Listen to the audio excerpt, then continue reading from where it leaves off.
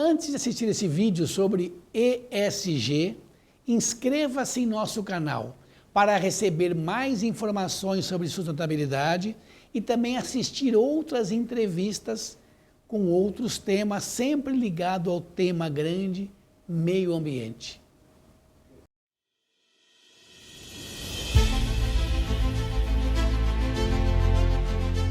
Integrando o Prêmio Consciência Ambiental, apresentamos a sessão Agentes de Transformação Ambiental, onde convidamos profissionais ligados ao meio ambiente e sustentabilidade, que são verdadeiros agentes de transformação ambiental.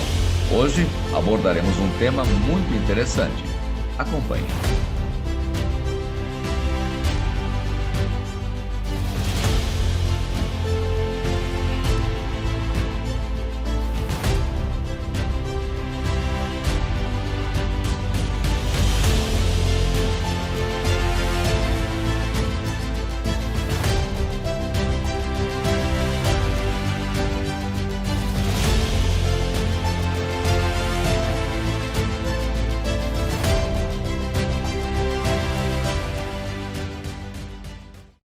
Olá, estamos aqui nesta sessão chamada Agentes de Transformação Ambiental do Prêmio Consciência Ambiental, com Ricardo Voltolini, que é jornalista de origem com MBA em administração, foi consultor em responsabilidade social e sustentabilidade empresarial e atualmente é o CEO e fundador da consultoria Ideia Sustentável.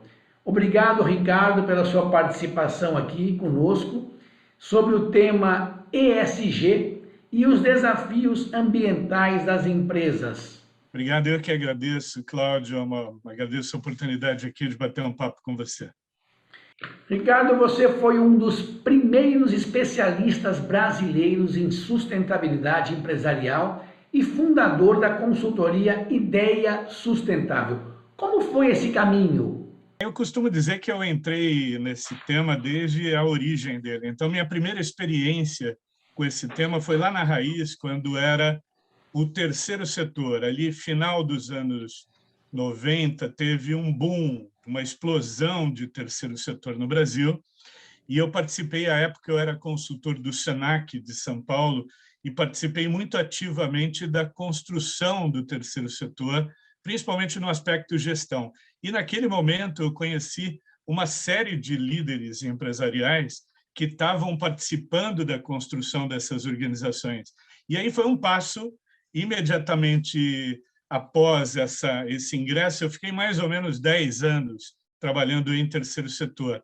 E aí, como eu tinha já uma experiência de empresa, eu comecei a me interessar muito pelo tema do investimento social privado. Eu conhecia a lógica dos dois lados do balcão, né? E isso favorecia. Então, eu apoiei muitas empresas na criação de institutos, de fundações, já com o objetivo de fazer investimento social privado mais estratégico. Aí foi um pulo natural.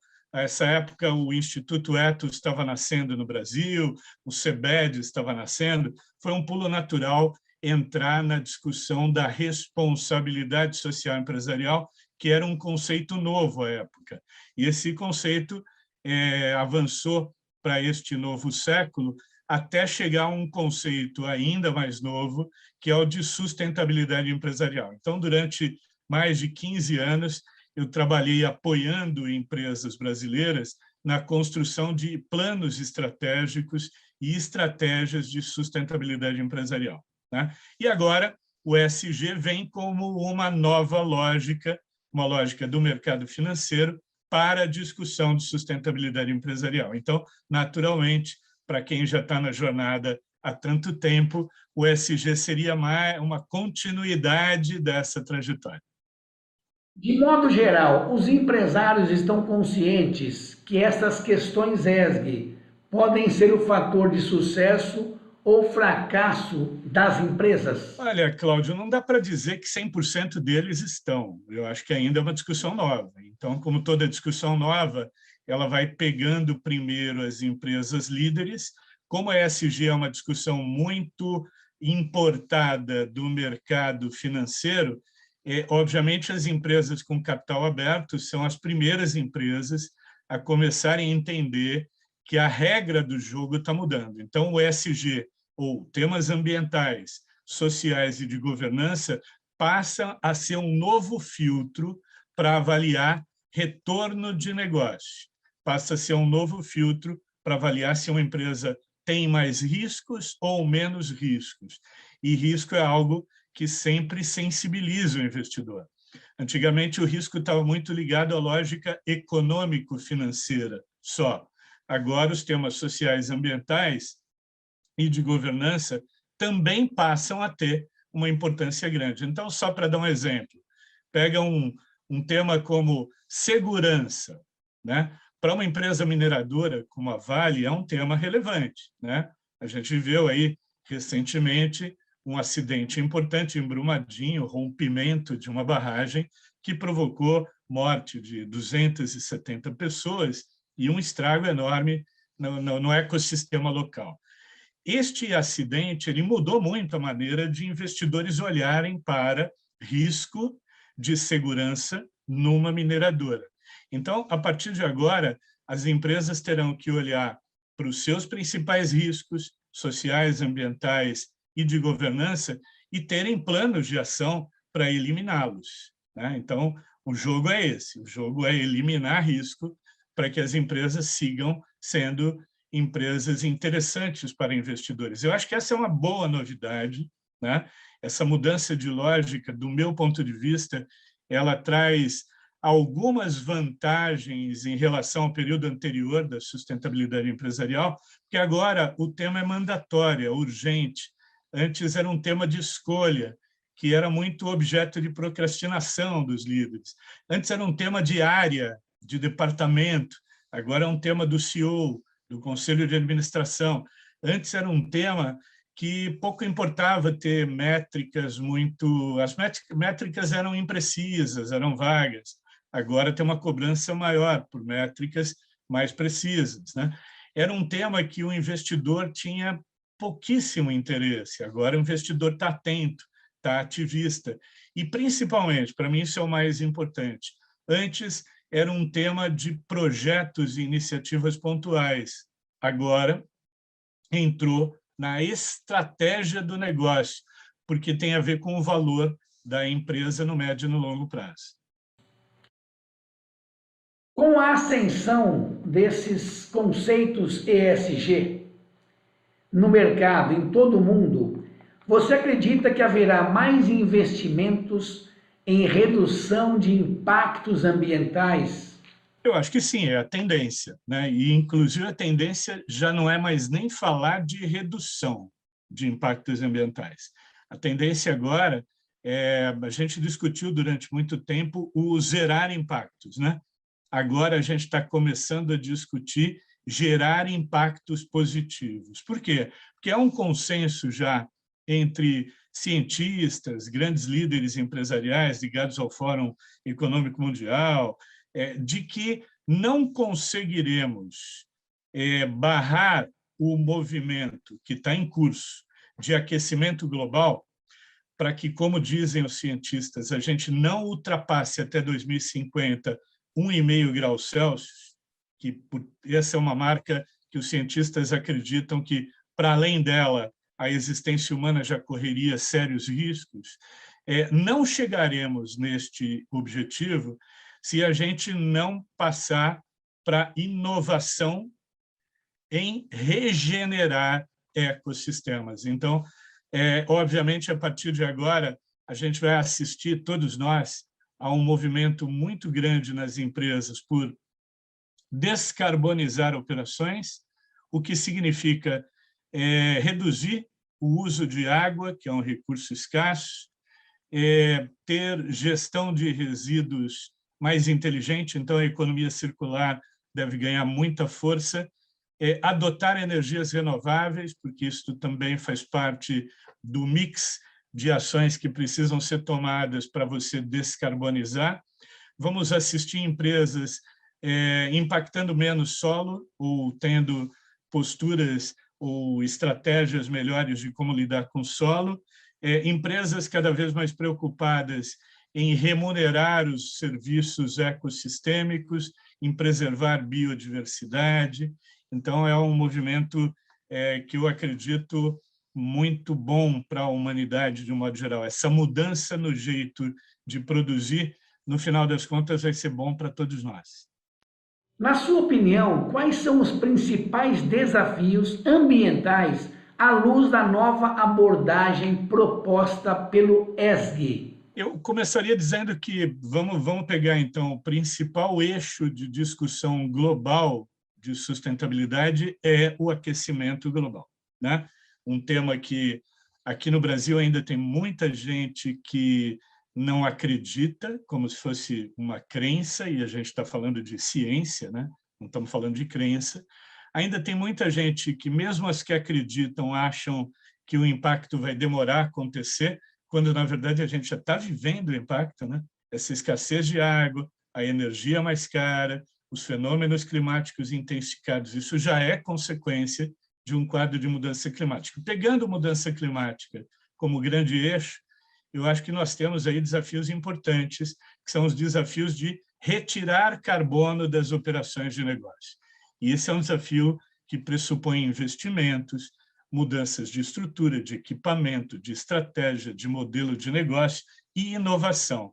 Então, é inovação para reduzir o consumo de água, inovação para fazer uma gestão mais inteligente de resíduos, adotar energias renováveis ou substituir as fósseis por renováveis, então melhorar a matriz, cuidar melhor do solo, ter posturas mais concretas, na verdade não é nem postura, é ter políticas hoje de biodiversidade, de remuneração de serviços ecossistêmicos.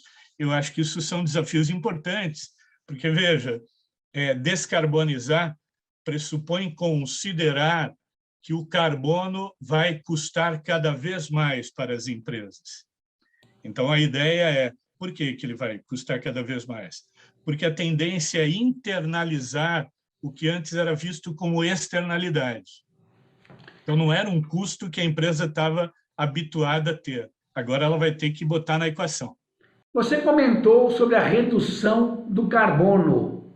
Ouvimos muito falar hoje em chamado net zero. Explica um pouquinho para nós sobre esse net zero e sobre esta campanha ou assumir compromisso de redução de carbono. Então, eu acho que as políticas net zero de neutral. Primeiro é importante explicar que net zero significa neutralizar emissões, significa que a empresa vai considerar um equilíbrio, uma conta zero, né, entre o que ela emite e como ela reduz a emissão e compensa. É importante sempre colocar esse fator, porque na maioria dos casos de empresas que são muito intensivas em emissões de gás de efeito estufa, não vai dar para apenas ser mais ecoeficiente.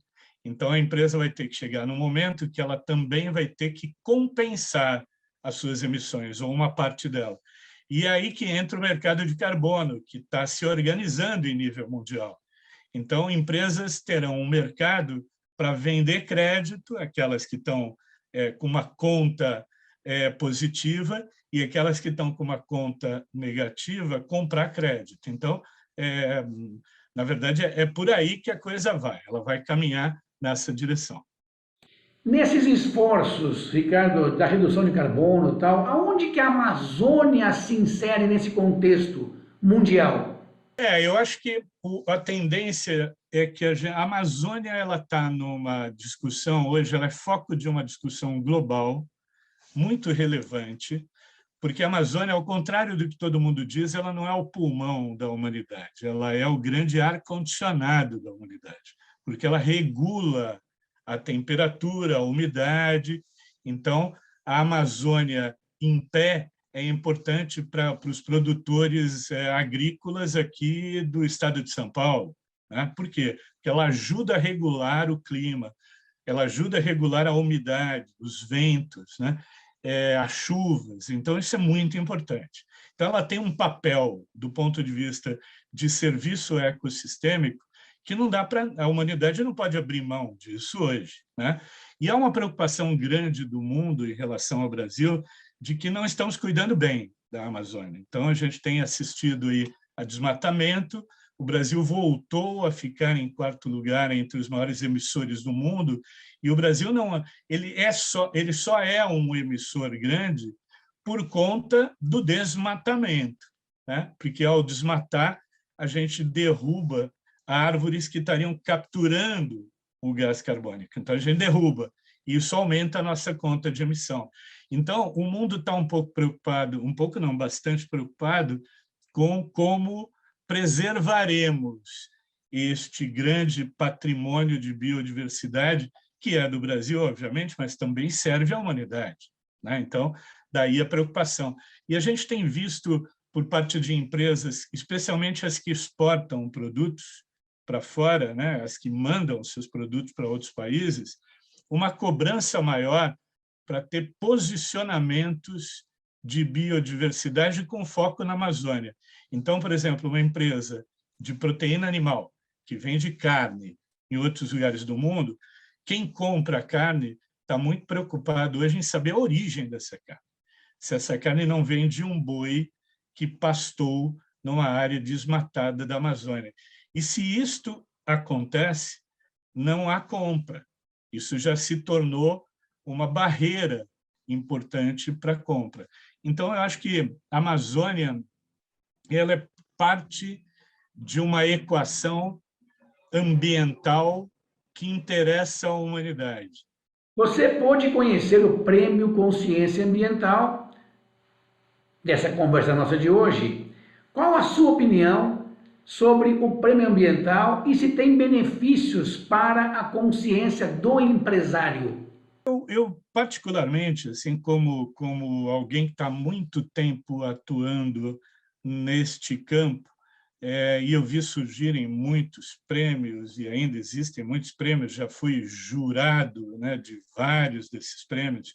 Eu acho que o prêmio ele tem uma importância que é a de reconhecer e estimular comportamentos pró-meio ambiente, né? Então, eu vejo que este prêmio tem também esta importância, que é estimular, né? Que é conscientizar, reconhecer quem está fazendo algo que realmente vale a pena. E acho que, na medida que você reconhece aqueles que não estão fazendo, passam a olhar para esses cases de sucesso e aprenderem com eles. Obrigado, Ricardo Voltolini, pelo ótimo bate-papo que tivemos agora sobre essas questões ESG, que, na verdade, o que conversamos hoje é a pontinha do iceberg. Temos muito para conversar e você voltará aqui mais vezes para conversar conosco. Obrigado a você, Cláudio. Um abraço aí, bom prêmio para vocês. Chegamos ao final de mais um bate-papo com um agente de transformação ambiental e em breve teremos outras personalidades falando de outros temas desse grande universo chamado meio ambiente. Você que nos assiste, inscreva a sua ação em prol do meio ambiente no Prêmio Consciência Ambiental. Acesse o site, verifique o regulamento, converse com seus amigos para que façam o mesmo e teremos um grande Prêmio Consciência Ambiental com resultados e premiações no início do ano que vem. Até a próxima!